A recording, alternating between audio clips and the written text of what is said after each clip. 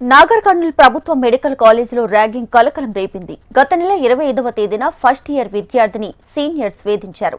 విద్యార్థిపై బెల్ట్తో ముగ్గురు సీనియర్లు దాడి చేశారు. బాధితుడి నుంచి ఫోన్ లాక్కున్న సీనియర్లు ఫోటోలు, వీడియోలు షేర్ చేసుకుని బ్లాక్మెయిల్ కు పాల్పడ్డారు. ముగ్గురు సీనియర్లపై పీఎస్లో బాధితుడు ఫిర్యాదు కూడా చేశాడు. ఆలస్యంగా ర్యాగింగ్ ఘటన వెలుగులోకి వచ్చింది.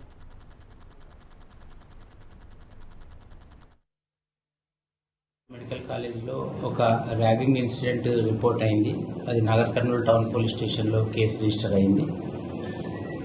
దాంట్లో ఈ నెల 25th గత నెల 25th నాడు ఒక ముగ్గురు సీనియర్ విద్యార్థులు ఒక ఫస్ట్ ఇయర్ విద్యార్థిని ర్యాగింగ్ చేసినట్టు దాని సారాంశం.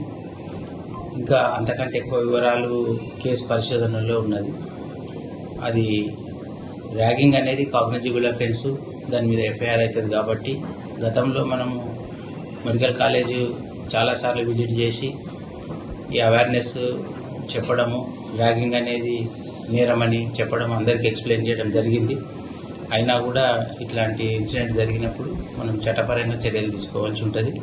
ప్రతి కాలేజీలో యాంటీ ర్యాగింగ్ కమిటీ ఉంది, దానికి ఒక బాధ్యత ఉంది. ఆ కమిటీ